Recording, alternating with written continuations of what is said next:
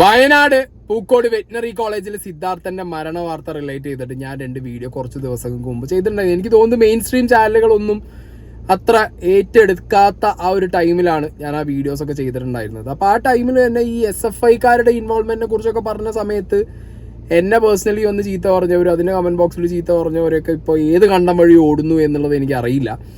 എന്താണെങ്കിലും ഇപ്പോൾ മീഡിയാസ് ഇത് ഏറ്റെടുത്തു, രാഷ്ട്രീയക്കാരെ ഏറ്റെടുത്തു. ഇനി അത് അവരുടെ രാഷ്ട്രീയ ലാഭത്തിന് വേണ്ടിയിട്ടുള്ള കളികളാണോ എന്നൊന്നും അറിയില്ല. എന്താണെങ്കിലും സിദ്ധാർത്ഥന്റെ അച്ഛൻ സ്ട്രോങ് ആയിട്ട് മുന്നിലുണ്ട്, സിദ്ധാർത്ഥന്റെ ഫാമിലി സ്ട്രോങ് ആയിട്ട് മുന്നിലുണ്ട്. ആൻഡ് ഇതിൽ എടുത്തു പറയേണ്ട ഒരു കേസ് ഞാൻ അന്ന് വീഡിയോയിൽ പറയണ്ടായി, 150 കുട്ടികളുടെ മുന്നിലിട്ടൊരാളെ ഇങ്ങനെ തല്ലിക്കൂട്ടുമ്പോൾ ഒരാൾ പോലും ഇല്ലടെ അവിടെ വന്ന് പോലീസുകാരോടും അല്ലെങ്കിൽ പുറലോകത്തിനോട് ഈ കാര്യങ്ങൾ പറയാൻ ഒരാൾ പോലും വീഡിയോ ഫോട്ടോ ഒന്നും എടുത്തില്ലടേ ഇവർക്കെതിരെ എന്നൊക്കെ ഞാൻ ചോദിച്ചിട്ടുണ്ടായിരുന്നു. അതിനുള്ളൊരു ഉത്തരം കിട്ടി. ഒരുപാട് പേരോട് ചോദിച്ച സമയത്ത് എനിക്ക് മനസ്സിലായത് മലയാളി പിള്ളേരൊന്നും വായ തുറക്കുന്നില്ല, പേടിച്ചിട്ട്. അവിടെ ഉണ്ടായിരുന്ന വേറെ സംസ്ഥാനങ്ങളിൽ നിന്ന് പഠിക്കാൻ വന്നിട്ടുണ്ടായിരുന്നവർ ധൈര്യപൂർവ്വം പുറത്തു വന്നതുകൊണ്ട് ഈ കേസിന് കുറച്ചെങ്കിലും മുന്നോട്ട് പോക്കുണ്ടായി. പിന്നെ അതിനുശേഷം നമ്മൾ കണ്ടതെന്താ, ഇവിടെ സോഷ്യൽ മീഡിയ വഴി അല്ലാത്ത രീതിയിലൊക്കെ ഈ പയ്യനെതിരെ ഈ ഒരു സ്ത്രീ വിഷയം കൊണ്ടുവരിക. ഞാൻ അന്ന് എൻ്റെ സെക്കൻഡ് വീഡിയോയിൽ കൃത്യമായി പറഞ്ഞിട്ടുണ്ടായിരുന്നു, ഈ പയ്യന്റെ വീട്ടുകാരെ ഡിഫെൻസീവ് ആക്കാൻ വേണ്ടിയിട്ടാണ് ഈ സ്ത്രീ വിഷയങ്ങൾ ഇവർ ഈ കൊണ്ടുവരുന്നത്. ഇതൊക്കെ ഇവിടുത്തെ പാർട്ടിക്കാരുടെ കളിയാണ് എന്നുള്ളതൊക്കെ ഞാൻ കൃത്യമായിട്ട് അന്ന് പറഞ്ഞിട്ടുണ്ടായിരുന്നു. അതിനുശേഷം കാണാൻ ഇടയായത് ഒരു ഫ്ലെക്സാണ്. ഇത് വെച്ചത് ഏത് ഉളുപ്പില്ലാത്തവരാണെന്ന് അറിയില്ല. വയനാട് പൂക്കോട് ഗവൺമെന്റ് വെറ്റിനറി കോളേജിലെ 2ാം വർഷ വിദ്യാർത്ഥി SFI പ്രവർത്തകനും കുറക്കോട് വിനോദ് നഗർ നിവാസിയുമായ സിദ്ധാർത്ഥന്റെ കൊലപാതകത്തിൽ ഉൾപ്പെട്ടിരുന്ന മുഴുവൻ ക്രിമിനലുകളെയും നിയമത്തിന് മുന്നിൽ കൊണ്ടുവരികയും കൃത്യമായ അന്വേഷണം നടത്തി പ്രതികളെ അറസ്റ്റ് ചെയ്യുകയും നീതിക്കായി എന്നും കുടുംബത്തോടൊപ്പം CPIM DYFI കൊല്ലം യൂണിറ്റിന്റെ ഒക്കെ പേരൊക്കെ എഴുതിയിട്ട് SFI പ്രവർത്തകനാണ് ഈ പയ്യൻ എന്ന് പറഞ്ഞിട്ടുള്ള ഒരു ബോർഡൊക്കെ വെച്ചിട്ടുണ്ട്. ഏത് ഉളുപ്പില്ലാത്തവനോ ചെയ്തതെന്ന് അറിയില്ല. ഓക്കെ, SFI ആരോട് ചോദിക്കുമ്പോൾ അവരല്ല ചെയ്തതെന്ന് പറയുന്നുണ്ട്. അപ്പം ഇനി ആർഷോ ന്യൂസുകാരെ കാണുമ്പോൾ ആർഷോയ്ക്ക് ദേഷ്യമാണ് വരുന്നത്. ആർഷോയ്ക്ക് അങ്ങോട്ട് എന്താ പറയുക, രോഷം കൊള്ളുകയാണ് ആർഷോ. നിങ്ങൾ ഞങ്ങളെ മനഃപൂർവ്വം ഇതിലേക്ക് പിടിച്ചിടുകയാണ്.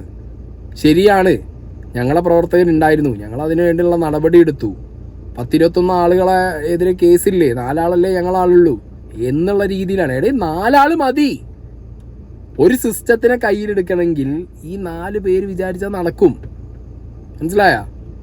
ആർഷോയും വീണ്ടും പറയുന്നു ഞങ്ങളുടെ പ്രവർത്തകൻ, ഈ പയ്യൻ ഞങ്ങളുടെ പ്രവർത്തകനാണ്. മാറ്റിയെടുക്കാൻ വേണ്ടി ശ്രമിച്ചുകൊണ്ടിരിക്കുക.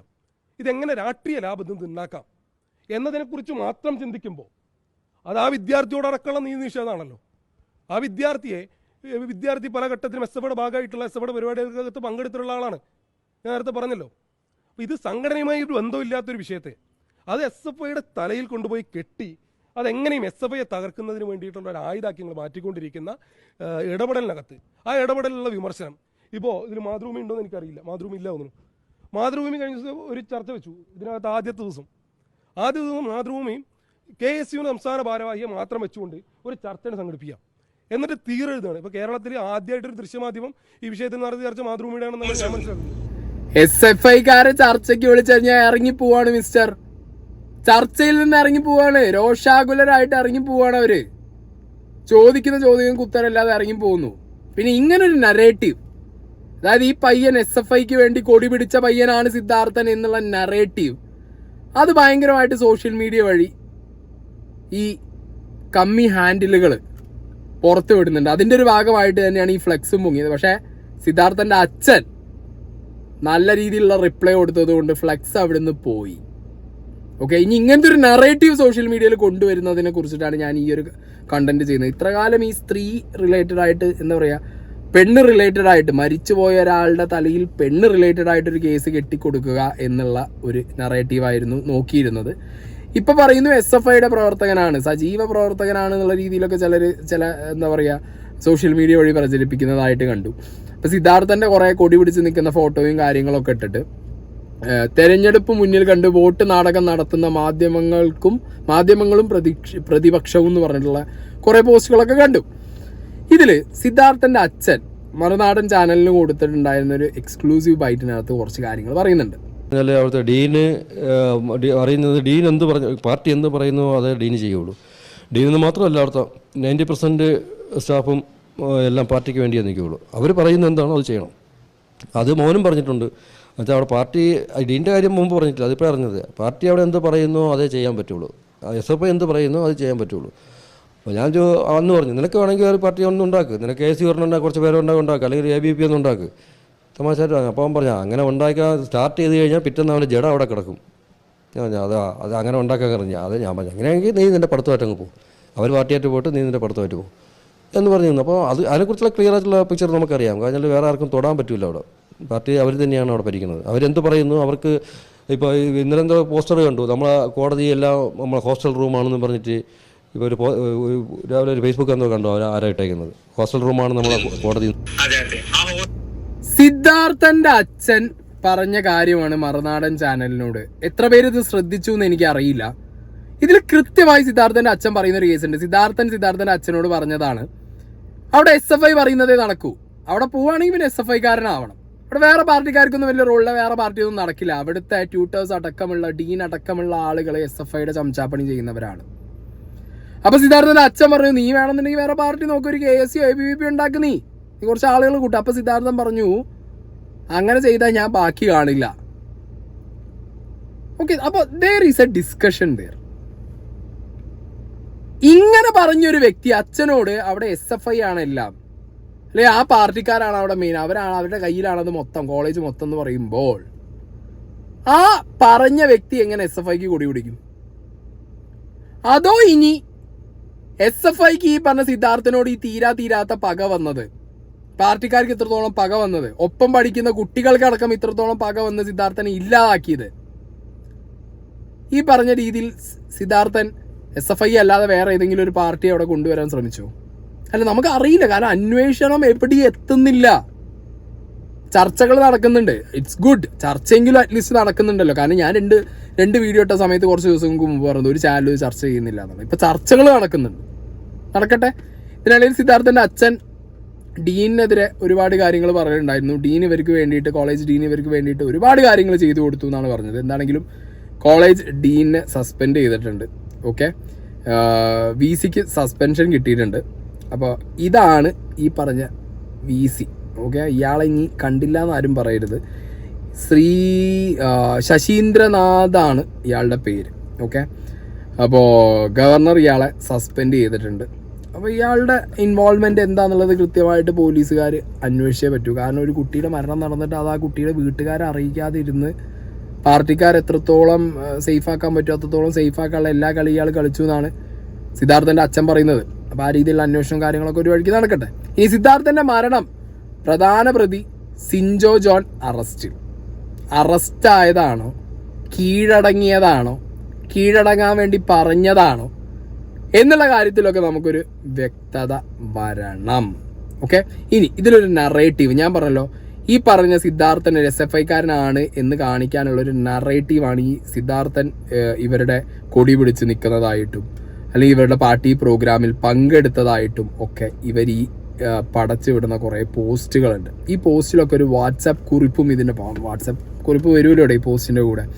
അപ്പോൾ എന്താണെങ്കിൽ അത് ഞാൻ വായിച്ചു തരാം. എന്തുകൊണ്ടാണ് ക്യാമ്പസിലെ വിദ്യാർത്ഥി പ്രസ്ഥാനങ്ങൾ നിശബ്ദത പാലിക്കുന്നത്? 15ഓളം പേരിൽ 4 SFIക്കാർ, ബാക്കിയുള്ളവർ ആരാണ്? SFIയുടെ ഇയർ റെപ്രസെൻറ്റേറ്റീവായി 1ാം വർഷം വിജയിച്ച വിദ്യാർത്ഥിയായിരുന്നു സിദ്ധാർത്ഥൻ. അവൻ SFIയിൽ ചേരാൻ മടിച്ചതുകൊണ്ട് എന്ന് പറയുന്നതിൽ ലോജിക്ക് എന്താണ്? ആ ലോജിക്ക് അച്ഛനോട് സിദ്ധാർത്ഥൻ പറഞ്ഞതിലുണ്ട്. മനസ്സിലായോ? അവിടെ SFI ചേർന്നില്ല എന്നുണ്ടെങ്കിൽ തീർത്ത് കളയും, അവിടെ മൊത്തം SFIയുടെ കയ്യിലാണ്. അപ്പോഴാണ് സിദ്ധാർത്ഥൻ്റെ അച്ഛൻ പറയുന്നത് നീ വേറെ പാർട്ടി നോക്കില്ല, നീ ഉണ്ടാക്കുമെന്ന് പറഞ്ഞത്. ഇപ്പം ലോജിക്ക് കൂടി കിട്ടിയ അവിടെ തെറ്റായൊരു സംഭവം നടന്നു എന്നത് സത്യമാണ്. മോബ് ലൈങ് ഉണ്ടായി, പല വിദ്യാർത്ഥികൾ പ്രതികളായി, SFIക്കാരുമുണ്ട്. ആ കുട്ടിയുടെ ക്ലാസ്മേറ്റ്സും സീനിയേഴ്സും ഉണ്ട്. രാഷ്ട്രീയ മാനങ്ങൾ ആക്രമണത്തിൽ ഉണ്ടോ എന്നും റാഗിംഗ് ആണോ എന്നും അന്വേഷണത്തിൽ ഭാഗമായി വരേണ്ടതാണ്.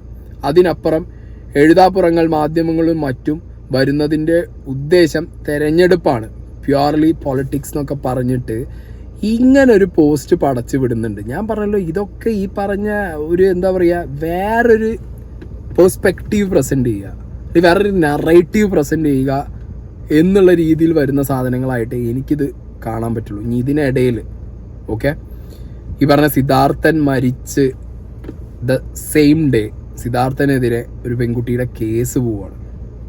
ഓക്കെ, നിങ്ങൾ ആലോചിക്കണം, ഈ കേസ് കൊടുത്തത് ഏതാ കുട്ടി എന്ന് വെച്ച് കഴിഞ്ഞാൽ കേന്ദ്ര വിദ്യാലയത്തിൽ പഠിച്ച മലയാളം എഴുതാനറിയാത്ത കുട്ടിക്ക് വേറൊരാൾ പ്രിപ്പയർ ചെയ്ത് കൊടുത്ത ഒരു കേസ് നോട്ട്. ഇനി അടുത്തത് നോക്കിക്കോ, ഒരു വാട്സാപ്പ് ചാറ്റ് വരുന്നുണ്ട്. ഓക്കെ, സിദ്ധാർത്ഥൻ്റേത് എന്നുള്ള രീതിയിൽ അല്ലെങ്കിൽ സിദ്ധാർത്ഥനുമായിട്ട് റിലേറ്റ് ചെയ്തിട്ട് എന്നുള്ള രീതിയിൽ വരുന്നൊരു വാട്സാപ്പ് ചാറ്റാണ്. ഓക്കെ, ഒരു ലേഡിയും വേറൊരാളും തമ്മിലുള്ളൊരു ചാറ്റാണത്. അതിൽ ഹാഷിമിൻ്റെ സീനൊക്കെ ആയി. പിന്നെ അവിടെ ഇമേജ് എന്താ, ഇന്ന് സിദ്ധാർത്ഥൻ എന്നെ വിളിച്ചു എന്ന് പറയുന്നുണ്ട്. ഹാഷിമിൻ്റെ കാര്യം, ശ്രേയയുടെ കാര്യമൊക്കെ ചോദിച്ചു. എന്നിട്ട് അവൻ നല്ല ഒരു ഫ്രണ്ട് ആയതുകൊണ്ട് ഞാൻ എൻ്റെ ഭാഗത്ത് നിന്ന് പറഞ്ഞു. പിന്നെ അവൻ എന്നെ കയറി ടച്ച് ചെയ്യാൻ തുടങ്ങി. അപ്പോൾ എനിക്ക് അൺകംഫർട്ടബിൾ ആയപ്പോൾ ഞാൻ അവനോട് ഇതൊക്കെ എനിക്ക് ഇഷ്ടമല്ല, സീനുണ്ട് എന്ന് പറഞ്ഞു. പിന്നെ അവൻ സോറി പറഞ്ഞു, വേറെ എന്തോ സംസാരിച്ചു. പിന്നെ അങ്ങനെ ആയപ്പോൾ ഞാൻ പറഞ്ഞു എനിക്ക് പോകണം. എന്നിട്ട് അവൻ താഴെ കൊണ്ടാക്കാൻ വന്നു. ഇങ്ങനെ താഴേന്ന് ആയപ്പോൾ ഞാൻ ചൂടായി. ഒന്നാഴ്ച സിദ്ധാണോ? അതായത് ഒരു വാട്സാപ്പ് ചാറ്റ്. ഞാൻ പറഞ്ഞല്ലോ, ഇവർ ഇതിന് വേറെ രീതിയിലൊരു നെറേറ്റീവ് കൊണ്ടുവരാനാണ് ഇപ്പോൾ ഈ ഒരു ലേഡീൻ്റെ ചാറ്റ് പുറത്തുള്ളൂ. ഇതിനൊപ്പം വന്ന ഒരു വാട്സാപ്പ് കുറിപ്പ് ഞാൻ വായിക്കാം. ഈ പോസ്റ്റിൻ്റെ പേരിൽ 100 പേർ അൺഫ്രണ്ട് ചെയ്തു പോവുകയും അതിൽ 50 പേർ കമ്മികൾ ആവുകയും പ്രതീക്ഷിക്കുന്നു. ആത്മഹത്യ ചെയ്ത വിദ്യാർത്ഥിക്കെതിരെ പെൺകുട്ടി നൽകിയ പരാതി ഫാബ്രിക്കേറ്റഡ് ആണെന്ന് പെൺകുട്ടിയെയും പ്രതിസ്ഥാനത്ത് നിർത്തി കൊങ്ങിസെല്ലും മീഡിയയും വരുന്നത് കൊണ്ട് ഇടുന്നതാണ്. ഇതാ പെൺകുട്ടി ആ പയ്യൻ തന്നെ ഈ രീതിയിൽ ഉപദ്രവിച്ചതായി 13-ാം തീയതിയിൽ ക്ലാസ് ലീഡറോട് പറയുന്ന ചാറ്റാണ്. ഓൾറെഡി മറ്റൊരു ട്രോമയിലുള്ള പെൺകുട്ടിയാണ്. അതേ സമയത്ത് ഇന്ന് വായിക്കുക, പെൺകുട്ടിയുടെ സംസാരിക്കാൻ എന്ന് വിളിച്ച് ദേഹത്ത് മോശമായി കൈവയ്ക്കുകയും അവൾ തടഞ്ഞ് സീനായെന്ന് പറഞ്ഞപ്പോൾ സോറി പറഞ്ഞ് അവിടെ നിന്ന് പോകുന്നതിനിടയിൽ വീണ്ടും മോശം പെരുമാറ്റം ആവർത്തിക്കുകയും ചെയ്തു. വിഷയം അറിഞ്ഞ് ബാച്ചിലെ പിള്ളേർ പെൺകുട്ടിയുടെ കാര്യങ്ങൾ അറിയുവാനും റൂംമേറ്റ് തന്നെ അവനെ വിളിച്ചു വരുത്തി തർക്കമായി കൂട്ടം ചേർന്ന് പയ്യനെ ആക്രമിച്ചു. പിന്നീടാണ് SFI നേതൃത്വത്തിലുള്ളവർ കണ്ട് ഇടപെടുന്നത് പോലും. പയ്യന് ക്യാമ്പസിൽ അനുഭാവിയും ആയിരുന്നു. അതായത് പയ്യൻ ക്യാമ്പസിൽ അനുഭാവിയായിരുന്നു SFIയുടെ. ഈ വിഷയത്തിൽ ഒറ്റപ്പെട്ട മാനസികമായ പയ്യൻ തളർന്നു. അതിനിടയിൽ വീട്ടിലേക്ക് പോയി ഇടയ്ക്ക് തിരിച്ചു പോന്നു. 18-ാം തീയതി പെൺകുട്ടി ക്യാമ്പസിൽ ICC കമ്മിറ്റി പരാതി നൽകും എന്ന് കൂടി ആയതോടെ ആത്മഹത്യ ചെയ്തു. ക്രൂരത തന്നെ. എന്തിൻ്റെ പേരിലായാലും ആൾക്കൂട്ടാക്രമണം ശരിയല്ല. ഒരു വിദ്യാർത്ഥി മരിച്ചു കിടക്കുമ്പോൾ ഇതൊന്നും പ്രസക്തവുമല്ല. ദൗർഭാഗ്യകരമായ മരണം സംഭവിച്ച വിഷയത്തിൽ മരിച്ച ആളുടെ കുടുംബത്തോടൊപ്പം നിൽക്കുക. SFI സ്റ്റേറ്റ് കമ്മിറ്റി നിലപാട് സ്വാഗതാർഹമാണ്. മറ്റുള്ളവർക്കും ഐക്യപ്പെടുകയും ആവാം എന്നുള്ള രീതിയിൽ ഒരു മുഴുനീള വാട്സാപ്പ് ഫോർവേഡ് വിത്ത് ഒരു വാട്സാപ്പ് ചാറ്റ്. സിദ്ധാർത്ഥൻ ഒരു പെൺകുട്ടിയായിട്ട് മോശമായിട്ട് പെരുമാറിയതിനെ കുറിച്ച് ആ പെൺകുട്ടി വേറൊരു ഫ്രണ്ടിന് അയച്ച മെസ്സേജ് എന്നുള്ള രീതിയിലാണ് ഈ സംഗതി ഇപ്പോൾ ഇവർ സോഷ്യൽ മീഡിയ വഴി പരത്തിക്കൊണ്ടിരിക്കുന്നത്. നമ്മൾ ആലോചിക്കുക, ഇതിലൊരു വേറൊരു നറേറ്റീവ് കൊണ്ടുവരാനല്ലേ ഇവർ ഈ ശ്രമിക്കുന്നത്. ഒരു സ്ത്രീ വിഷയം ഓക്കെ, ഇനിയിപ്പോൾ എന്തെങ്കിലും ഒരു സംഗതി ഉണ്ടെങ്കിൽ തന്നെ നിങ്ങളൊന്ന് ആലോചിച്ച് നോക്ക്. ഒരാളെ ഇതേപോലുള്ളൊരു വിഷയം വന്നു കഴിഞ്ഞാൽ കോളേജിൽ വട്ടം കൂടിയിട്ട് അടിച്ച് കൊല്ലുകയാണേ ചെയ്യേണ്ടത്, ആണോ? പച്ചവെള്ളം കൊടുക്കാതെ ഭക്ഷണം കൊടുക്കാതെ എംപ്റ്റി സ്റ്റൊമക്കിൽ ഒരാളെ ഇട്ട് ഉപദ്രവിക്കുക എന്ന് പറയുമ്പോൾ എത്രത്തോളം ക്രൂരന്മാരാണ് ഇവരൊക്കെ. എന്നിട്ട് ഇങ്ങനെ ഒരു നറേറ്റീവ് ഇതിനിടയിൽ കയറ്റി. ഇപ്പം ആ പയ്യൻ SFIക്കാരനാണ്, ആ പയ്യന് പെണ്ണ് കേസുണ്ട്. ഇതാണോ ചെയ്യേണ്ടത്? ഇതിനിടയിൽ ഈ പറഞ്ഞ കമ്മ്യൂണിസ്റ്റ് ഹാൻഡിലുകൾ ഇപ്പോൾ ഏറ്റവും കൂടുതലായിട്ട് അതിഭീകരമായിട്ട് ഷെയർ ചെയ്യുന്ന ഒരു പോസ്റ്റാണ് റിപ്പോർട്ടർ ചാനലിലെ അരുൺകുമാർ പറഞ്ഞൊരു പോസ്റ്റ്. സിദ്ധാർത്ഥൻ്റെ മരണത്തിൽ സത്യാവസ്ഥ എന്താണെന്ന് റിപ്പോർട്ടർ ചാനലിലെ മാധ്യമപ്രവർത്തകൻ അരുൺകുമാർ വിശദീകരിക്കുന്നു. എന്ന് പറഞ്ഞ് അരുൺകുമാർ പറയുന്ന കാര്യങ്ങളും ഭയങ്കരമായിട്ട് സ്പ്രെഡ് ആവുന്നുണ്ട്. എന്താണെങ്കിൽ അരുൺകുമാർ എന്താ പറയുന്നത് എന്നുള്ളതും കൂടി ഞാനിവിടെ വെക്കാം. ആ വിഷയത്തിൽ എന്താണ് യഥാർത്ഥത്തിൽ സംഭവിച്ചത് എന്നുള്ളതിൻ്റെ വസ്തുത പുറത്തെ സമൂഹത്തെ അറിയിക്കേണ്ട ഉത്തരവാദിത്വമുണ്ട്. ഞാൻ ഈ വിഷയവുമായി ബന്ധപ്പെട്ട് ഈ സിദ്ധാർത്ഥൻ്റെ സുഹൃത്തുക്കളോടും സിദ്ധാർത്ഥൻ്റെ ക്ലാസ്സിലെ വിദ്യാർത്ഥികളോടും സംസാരിക്കാൻ ശ്രമിച്ചിരുന്നു. അതിൽ ചില സൂചനകൾ മാത്രമാണ് എനിക്ക് കിട്ടിയത്. അതാണ് ഞാൻ പ്രേക്ഷകരോട് വെളിപ്പെടുത്തുന്നത്. ഞാൻ ആ അധ്യാപകനെയും ഡീനെയും ബന്ധപ്പെടാൻ ശ്രമിച്ചെങ്കിലും ഇരുവരും ഫോൺ എടുത്തിരുന്നില്ല. ഞാൻ മറ്റ് അധ്യാപകരെ ബന്ധപ്പെടാൻ ശ്രമിച്ചു. അവരുടെ ഭാഗത്തു നിന്നും ഒരു പ്രതികരണം കിട്ടിയിട്ടില്ല. സാക്ഷികളുടെയും പുറത്തുനിന്നുള്ളവരുടെയും മൊഴികളനുസരിച്ച് 2 കാര്യങ്ങൾ ഇതിൽ വ്യക്തമാണ്. ഒന്ന്, ഈ സംഭവം തുടങ്ങുന്നത് 12-ാം തീയതിയാണ്. വാലന്റൈൻസ് ഡേ 14-ാം തീയതി. ആ വാലന്റൈൻസ് ഡേക്ക് ഉള്ള ഒരുക്കങ്ങൾ നടത്തേണ്ട ഉത്തരവാദിത്വം 22nd ബാച്ച് എന്നറിയപ്പെടുന്ന 2ാം വർഷ bachelor of veterinary science and animal husbandry വിദ്യാർത്ഥികൾക്കായിരുന്നു. അതായത് സിദ്ധാർത്ഥൻ ഉൾപ്പെടുന്ന ബാച്ചിനായിരുന്നു ആ ചുമതല. 14-ാം തീയതിയിലുള്ള ആ ചുമതല നടത്തുന്നതിനിടയിൽ 12-ാം തീയതി ലൈറ്റ് ആൻഡ് സൗണ്ട് അടക്കമുള്ള കാര്യങ്ങളുടെ ചുമതല സിദ്ധാർത്ഥനാണ് ഉണ്ടായിരുന്നതെന്നാണ് അറിയാൻ സാധിക്കുന്നത്.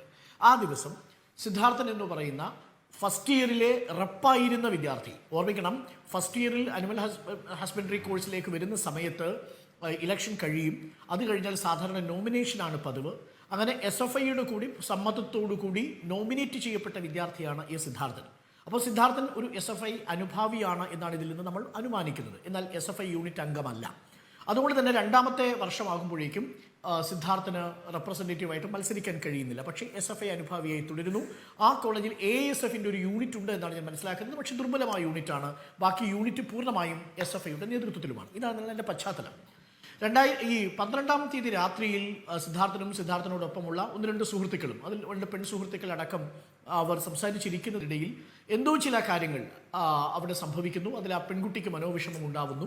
അങ്ങനെ ആ പെൺകുട്ടിയുടെ ഒരു പരാതി ഈ സിദ്ധാർത്ഥൻ മരിച്ചു കഴിഞ്ഞ് പിറ്റേ ദിവസം അധികൃതരുടെ കൈകളിൽ എത്തുന്നു എന്ന ഒരു എൻക്വയറി റിപ്പോർട്ട് നമ്മുടെ കയ്യിലുണ്ട്. അതായത് 19-ാം തീയതി, ഫെബ്രുവരി 19-ാം തീയതി കിട്ടുന്നു. അപ്പോൾ 12-ാം തീയതിക്കും സിദ്ധാർത്ഥൻ മരിച്ചു പിറ്റേന്ന് എൻക്വയറിക്ക് ലഭിച്ചിരിക്കുന്ന ഒരു പരാതിക്കും ഇടയിൽ സംഭവിച്ചിരിക്കുന്ന കാര്യങ്ങളുണ്ട്.